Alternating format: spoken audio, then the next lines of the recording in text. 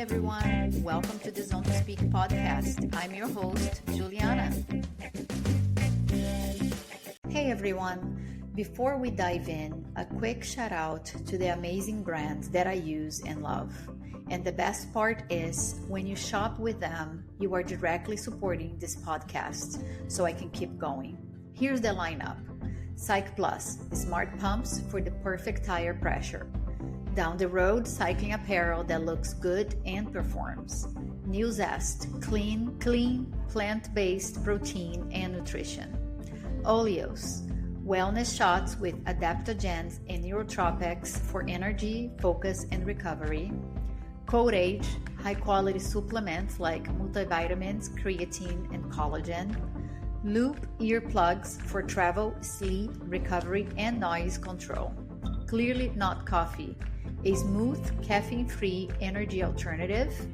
Heal, quick plant-based meals for busy or bikepacking days. Shocks, open-ear headphones that keep you safe while training.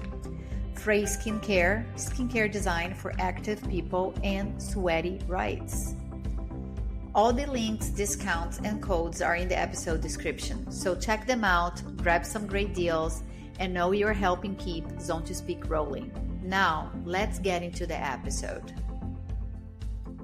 All right, today on Zone to Speak, this one is a little different because this isn't really about racing. It's about getting lost in the mountains on purpose. My guest is Raphael Albrecht, the mind behind Sneak Peaks, a route that cuts through the Dolomites and into Slovenia, where the roads disappear, the climbs don't make sense, and at some point you are probably pushing your bike, wondering why you signed up in the first place. There are no prizes, no podium, no finish line pressure. Just long days, big mountains, and the kind of experience that hits a little deeper than numbers. Sneak Peaks feels like a quiet rebellion against what cycling has become. Less about proving something, more about feeling something. So today we are talking about where the idea came from, what happens when you remove competition from endurance, and why some of the hardest rides end up being the most meaningful ones. Let's get into it. Welcome to the pod, Rapha. Wow, that was a nice introduction. Thank you. I hope I made justice to Sneak Peaks and your beautiful creation. Yes, we are not going through Slovenia this year. This is 2024, but everything else was perfect. Good.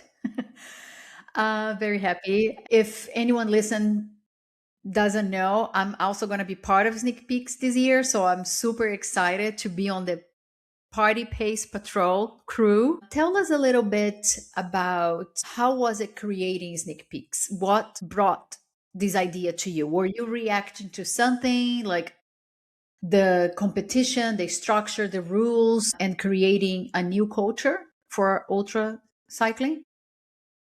Yeah, kind of. I started with cycling in 2018 and then did my first ultra events in 2019 already.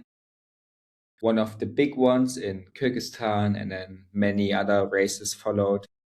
And I was really into the community, into the scene in the beginning, and I did it for 2, 3, 4 years.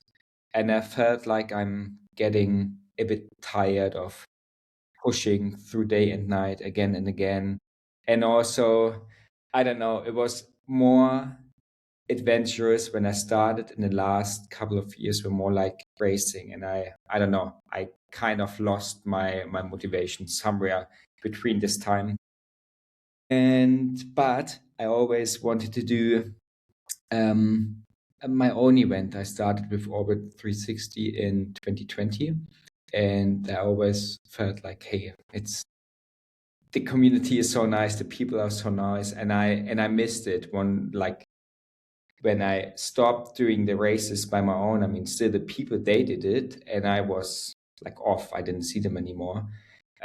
So yeah, I came up with the idea of Sneak Peeks to bring like a very challenging event to Europe without the necessity to like make it the the hardest race in the world. You like, all the terms, all the marketing terms. We are the hardest people and blah, blah, blah. Yeah, so I choose the Dolomites because it's no one has to fly from Europe. Most people riding these events are from Europe, so no one has to fly there. And not many events were in the Dolomites, so it's a nice backdrop for a proper challenge. And yeah, then I went there. I scouted the route, and I found all these refugees, like the little mountain huts on top of the mountains. And I thought, hey, it would be very nice to include them as checkpoints, whatever. Do something with them. Don't only go there and do your event and then leave leave the people as well. And yeah, with this idea, the route became very challenging. So without the need to say we are the hardest people in the world, it's actually quite a challenging route anyway. Yeah, that was the idea to start with sneak peeks, and it's the first edition was in 2024, and we're going into the third edition this year, where you will be joining as well. Yeah, I think to get to those refuges, they are quite high up, right? Yes, Yeah. 100% yes. I did see, maybe I'm mistaken or daydreaming, that you posted something about less hike bikes or maybe not even having hike bikes. Is that right for this edition? You There taking it will easy always on us? no, there will always be Or is it some. April Fool? And it's the last years I realized I wanted to make it's like there are three distances: entree, classic, Yes. and one adventure, and it's 500k, 800, and 1100.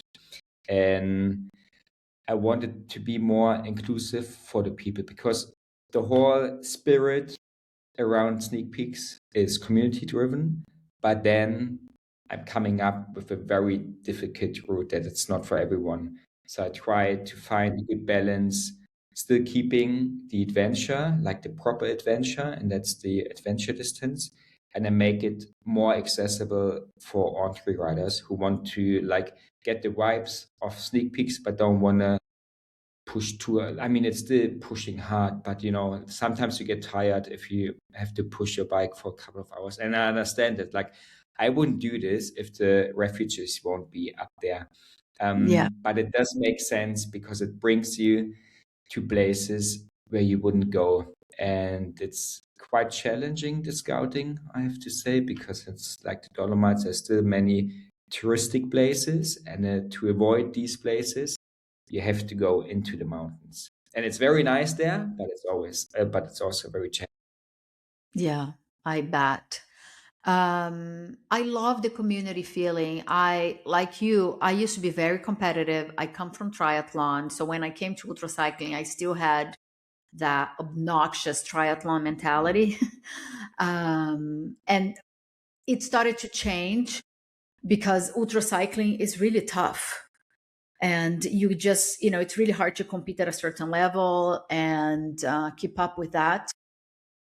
And I just wanted to do bike packing. But then I also wanted to still go to races because I miss the community. I want to go and have a route, not have to think, and meet people that are looking for adventure as well. That's so much fun. So I'm so happy you have this format that it's community driven. Do you think that's why people still show up? Because some of the usual incentives are stripped out, right? There is no prize, there is no podium. A lot of people are looking for external validation, right? Yeah, I think there are two groups. Like the one group is, no matter how fast or slow they are, they set their own goal and they want to smash it. So it's still like many people going for their best personal time. And I was the same. Like I wasn't able to go for a win. Like I was too slow, way too slow. But it's what I realized: for 90% of the riders of all of the events, they're not going for the win. So why should you push again and again? And it's on a long-term view, it's not healthy for your body as well. Like, and also mentally, I got tired. I got super tired. I aged 10 years on those 10 events. And Yeah. um, and even I'm not calling it a race, but some people do. And it's, you have to go very hard and you have to push a lot. So that it's not like, so I don't want to get the impression that it's a Sunday ride. It's a super, super tough and challenging Yeah. event. But also, I want to bring people together. And I remember I don't know, I think it was 23 when TCR, for example, they disqualified people because they were riding together for 30 minutes. And then it became like, okay, I don't know what is allowed and what is not allowed. All of the event organizers, they all promote it as like, we are the nicest community. But then if you want to ride together for like 1 hour, then you get disqualified, and it's very difficult to find a good balance. And for me, I don't need to find a good balance, because we actually encourage people to ride together, because I met like very nice and important people to me in the races, because I spent some time with them. And this is more meaningful than, I don't know, 5 hours faster that you Yeah. forget in 1 year anyway. I can't remember my finish times. Yeah. Yeah. Totally, Yeah. totally. I Yeah. couldn't agree more. And I think a Yeah. lot of I mean, there are a lot of people that love those events, and there's nothing wrong with that.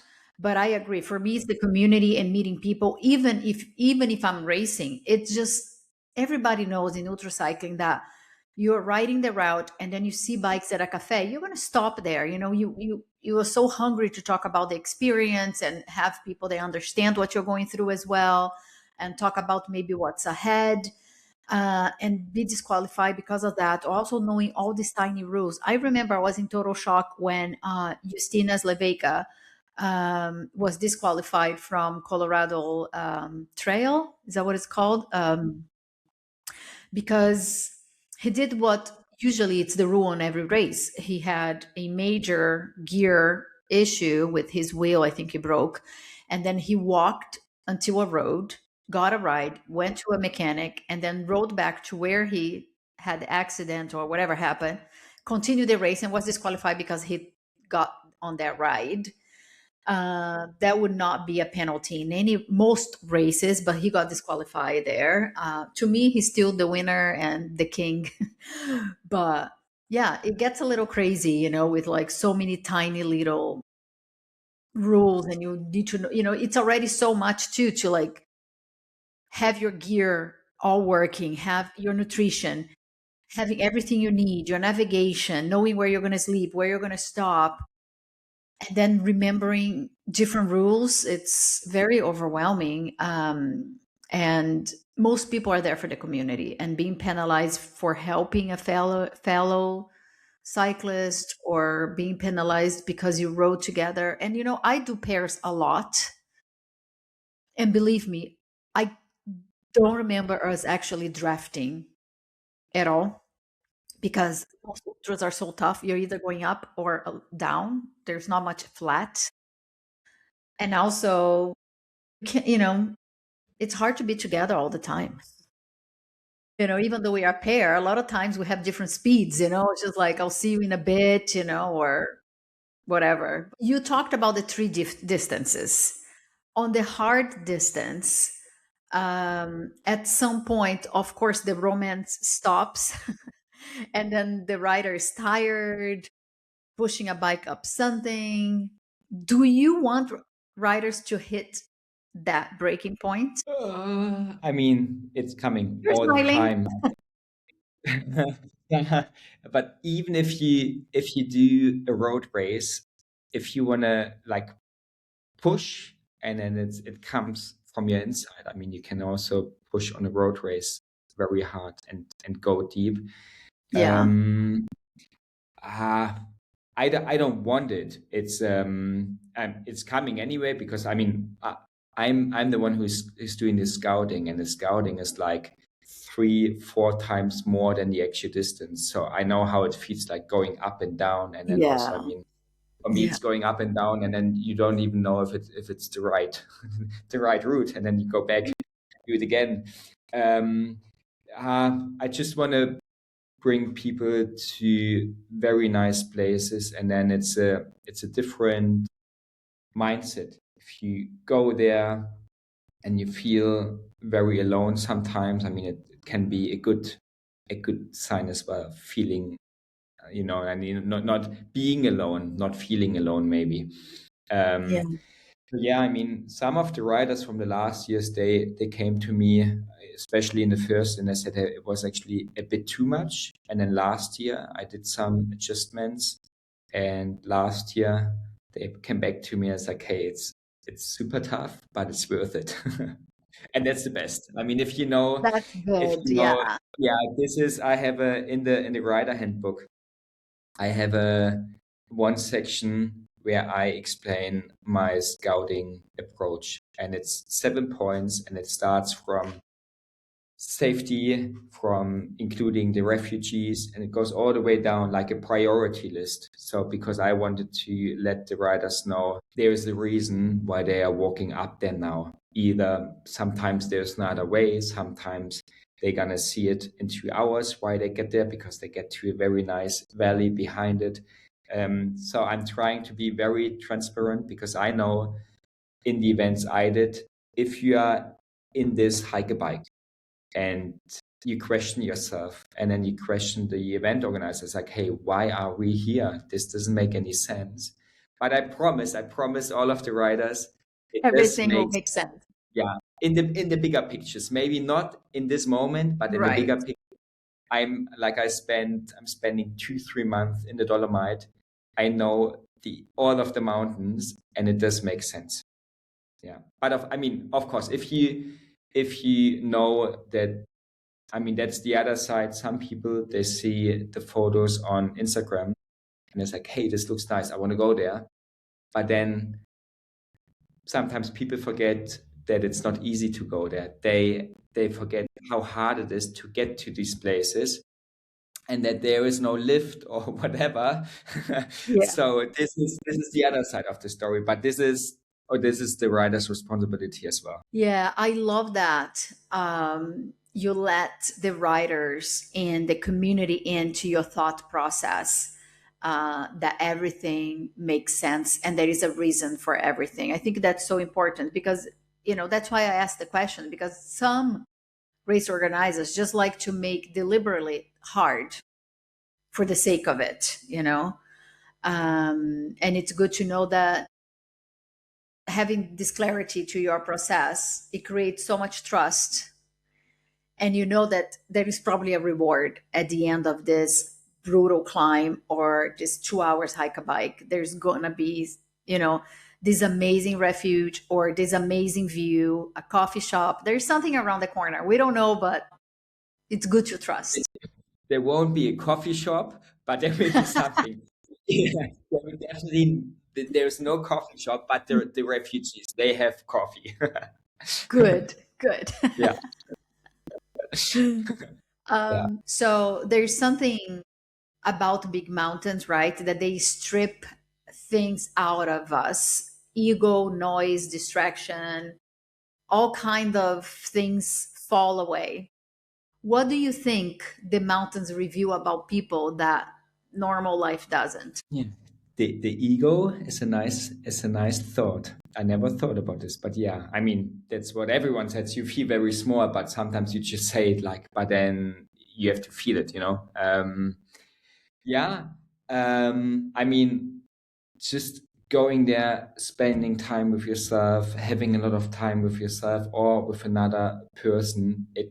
Either with a person, it bonds you with yourself, it brings you to another mindset. And I don't know, it's very difficult to find words. I think all of us like kind of know it. Um, it's for me also the Dolomites. They're quite special mountains, I have to say. They are steep. That's something I didn't know before I went there. Not that steep. And they are relentless. That's I mean, there are many, many times you want to scratch, but then it's just too beautiful, actually. And then, I mean, the refugees, you see them on most of the times, you see them like you see the peak of the mountain, and then like you can't even see the road actually or the path, but then okay, the refugee is up there, so this is where I have to go. And it's a nice, so you see the goal where you have to go. That's quite nice, actually. Yeah, you have to. Yeah, that's good. Yeah. The goal is right there. Yeah. I think It's that helps. way. Yeah, right there, but not really. Yeah. Yeah. And ultra cycling is usually about solitude, but sneak peeks seems to blur that. People can ride together, share moments, connect in a way that's not always present in racing. Do you think people are actually craving connection more than competition right now? For all the people that register for sneak peeks, yes. I think in general, people are still like that. They're still liking the competition. I think many. Yeah. Which is why we are still quite a small community. But I'm always like at the registration, we've got many, many young people. Like most of the bikepacking events, you don't see many young people. And we Yeah. are like, we have a very diverse riders field, what I really love, because I'm quite tired of seeing the same people again. And then I'm not talking again person about the same kind of people, all very styly and And for the sneak peeks, they come with different bikes. Some of them they finished with a very old-fashioned bike. That's very good to see. Yeah, it brings a new a new, I don't know, new perspectives to all of the riders. Yeah. Yeah. It's always so much fun to see a funky bike, like a cargo bike, or some people come with like a single speed. It's really, really crazy and fun.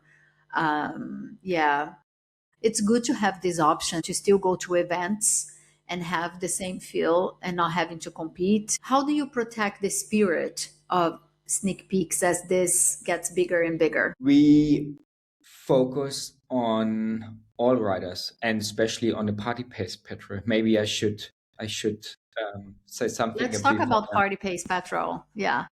Yes, Patrice. So what I missed in other events was they always say it's about community, but in the end they focus on the top 5 riders and that's it. And it's like from the outside, that's the only thing you can see if you follow the races. And for me, it was important not only talking about community, because I mean community has become a big word for brands and it's actually like kind of a money word somehow.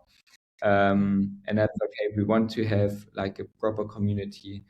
We need something to be more inclusive to new riders. And then I came up with the idea of the party pace patrol. And I thought about when you do a marathon and you have like I was doing a The marathon when I was pacers, yeah. younger, and then you've got the how do you call it? The The pacers, yeah, pacers. the pacers. And they are hoarding something, then you have a time on it. So you stick to them and hey, if I stick to this person, this is I don't know, I have a 4-hour goal, whatever, and then they make it. So I thought, hey, Yeah. this could be a very nice idea for sneak peeks, but of course in a multi-day bike picking event, you have to just like it's not that you're hoarding a balloon and you have the time on it. But I thought, hey, we want to give a bit more security riders who are afraid of like riding alone as well as sleeping alone. I think the Dolomites are they're quite safe, but still sleeping alone can only always be frightening. So I started to ask people who are very experienced, who I know, hey, if they there's a high possibility that they finish, and who don't want to race anymore, not like push too hard. And that's how we came up with the party pace petrol. So the idea is that we set the goal for, I think you're doing the 5 days entree. I think so. Yeah, five or six. 5 or 6. Yeah, I don't know. We have to check the details.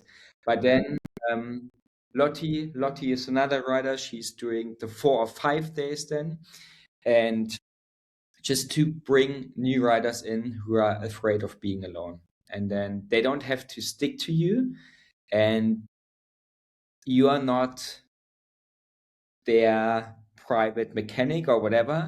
So you're doing your ride and they do the ride, but if they feel alone, if they need someone to talk, they always know where you are.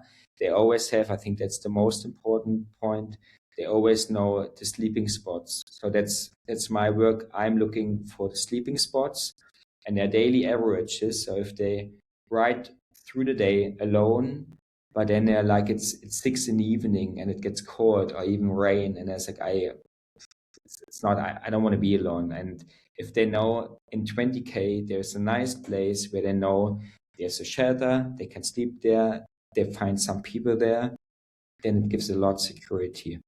And that was the idea. So this is how I try to keep the spirit. I focus on the party pace patrol, even the media team, like they are not, I don't want to say I don't care about the first 3 positions. I really admire what they push through and the times, and it's crazy, but we are definitely not focusing on them. We are trying to catch them if we can, but the focus is on the party pace patrol, not only the party pace patrol, like the middle, the last riders, everyone. Yeah. Amazing. I mean, this event is everything that I dreamed of. Everything. I mean, I dreamed of the Dolomites. I dreamed of the community, and it's actually better than my dream because you also have the party pace patrol. I mean, this is so important. I have scratched from a race because I felt really scared, so I stopped. And then I didn't want to start before sunrise, and I was up and I couldn't leave. And then finally sunrise came, and then I was trying to like calculate hours in my mind, and a lot of people passed me, right? Because I cut it short that day. And then I'm like, I have nobody around me. There were still some people behind, but like way behind. Anyways, I scratched because there was nobody around. So having this party pace patrol is amazing because then, okay, I'm alone, I'm scared. Where is Lottie? Where is the next sleeping spot? This is magic. Thanks for creating this. Really, really amazing. Pleasure. Thank you. Thank you for taking part and doing it. Honored, really honored. In most racings, the finish line is everything. And here it's almost secondary, right? It's not about finishing. I know we talked a lot about community. What is actually about? It is the community. Yeah. Yeah. Rapha is nodding. Yeah. Yeah. I love it. Yeah. Yeah. You know, and also like when you're talking about the middle of the pack, the back of the pack, the last person finishing, sometimes I'm following races and I'm like, I mean, I also admire, obviously, you know, these people that have these crazy strategies, barely sleep, are so efficient, finishing 2, 3 days, 50 hours, crazy numbers. But I also want to know the back of the pack, the middle of the pack. I mean, there's so many good stories also. I remember, not going to name names, but there was this one race here in Spain. It was an ultra, and this guy was the last guy, but he was taking very long, right? The cutoff times had already ended, but the organizer didn't want to leave him out there. So they called him and said, hey, I mean, when do you think you're going to finish? We're waiting, you know? And he's just like, I'm on vacation. I'm not in a hurry. And I love that. Like my hero. Yeah. Why rush? You know? I mean, rush if you want to. Everything is welcome, right? But I think there's so many cool, funny stories all around the race. This is actually Marcus who was the last rider in the first year, the last adventure rider. Mm-hmm, He was mm-hmm. like very tall guy and heavy bike. He was riding with panniers. Yeah, he had big panniers. And then there was a lot of snow in Slovenia. Like I actually had to change the route because some section would have become dangerous, and I changed the route. And then he sent me photos from Slovenia because it's for sneak peeks the same. I'm waiting. There is no cutoff, and I'm waiting for the last person who crosses the finish line. And that meant I was texting him, was like, hey Marcus, just take your time. Like I'm in Bolzano, I'm gonna wait here. And then he sent me photos from Slovenia, and there was 50 centimeters of snow, and he couldn't continue. Like he was stuck in the refugee, and it's like, hey, I don't know, when snow is gone, I need to find a place where I can buy a new jacket. I need stuff. And he was on holiday, and he's like, hey, I don't care if this takes 7 days or it took 60 days in the end. But he finished. Wow. Yeah, he Yeah. finished. And he came back last year, and he's like, hey, I finished in the first year, and this was like the biggest adventure ever. And then last year he wanted to just shape some days off. And I think last year he finished in 12 or 13 days. And it That's was, really good. yeah, so we had these people, and I also like there are some I liked when I did some mistakes in my races when I started with it, and like the stories, they come from mistakes, like not bad Yeah. mistakes, not dangerous Yeah, mistakes, of but then course. after 3 or 4 years, I was like, I feel like I played this game, and now I can only make it better and better and faster and save 5 minutes here and 10 minutes there. But actually, the fun part of it, if you make some mistakes and then Yeah. have to deal with it. Yeah. Yeah. Yeah. Yeah. You know, it creates memories, stories to tell. It's just like when something inconvenient is happening, I think we always have to think, what, this is going to be a good story someday. Deal with your problem, stay chill. Of course, you're not going to be happy you're encountering problems, but they do happen, especially when you're doing a lot of kilometers. Something is bound to happen eventually. Some people are lucky, nothing happens, but um and when it happens, I think, you are prepared, you got time, especially at sneak peeks, it's not a race. It's all good. And Why? Go ahead, go ahead.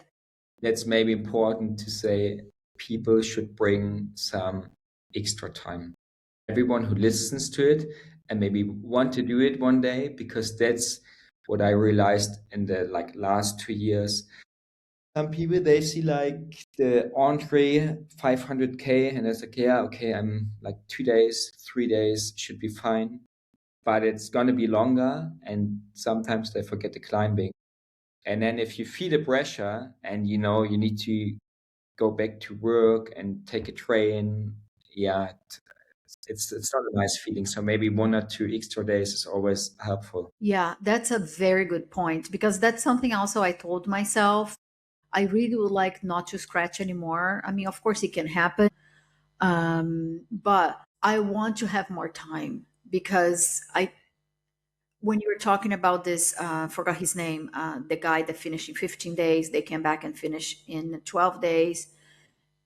I I want that, like if I cannot finish in the allowed time, I want to at least do the route for the beauty, for the trip, for the adventure. So if it takes me more than 5 days, if it takes me 7, maybe 10 days, of course, sometimes you can't because of work, or family or other commitments. But if possible, I would love to have the time. And you're absolutely right. Anyone listening, try to plan extra time instead of shorter time, because if you finish shorter, great. But if you don't, you have the days there. Yeah. Yeah. And if you finish shorter, and if you're back at the finish line a bit earlier, we have free camping on the at the location, and the location is actually like a mini golf place, and we can hang out there I don't know. It's like they have pizza, they have food, they have drinks, we have showers, we have toilets. So everyone sticks together. No one is taking a hotel. I mean, some of the people do. Of course, there are always some people, but most of the people, they stay there. They have food. They sit there. They relax. Sometimes they play a bit of mini golf. The team on the event location is very nice. So it's actually, this is very helpful to like have a place where we can all be there and don't have to pay a lot of money or something for sleeping or stuff. Wow, that's amazing. That's really cool. Very cool, because then it's just continuation of the adventure and hanging out with people. They were part of the race. Very cool. Anything I missed that you'd like to share? I think we got everything. Yeah. Can people still sign up? Yeah. Is there still time? I think I'm gonna close registration 1 month before. So it's still quite some time. But then maybe we have 100% refund policies because many people are asking, hey, when do you close? This is I'm working together. Like I also have a festival, and the ticketing provider, they're coming from the festival side, and they want to be more inclusive for younger people. It's very difficult for younger people to make any decisions, to plan ahead. So they was like, hey, we're gonna have an insurance now, so we all pay into the insurance, and then it brings the option that people can register, and if they don't, like if they have any injury, for example, this happened quite a lot, they can just cancel until 8 days before the event. But 8 days before the event, if you do like an event like you should. event, and then you get your money back. This is quite helpful, maybe. Very helpful and unheard of. So this is really good information. Okay. Head to the episode description. All the information how to register is there. And Rapha, thank you so much for bringing us into your world and for coming to Zone to speak. I can't wait to get to sneak peeks and see everything that you created. Thank you very much. Thanks for the invitation, and then looking forward to meet you in person in August. Me too. And that's all for today's episode. I want to thank the listeners for tuning in. Your support means everything. If you enjoyed this episode, please consider following, leaving a review, and sharing it with your friends.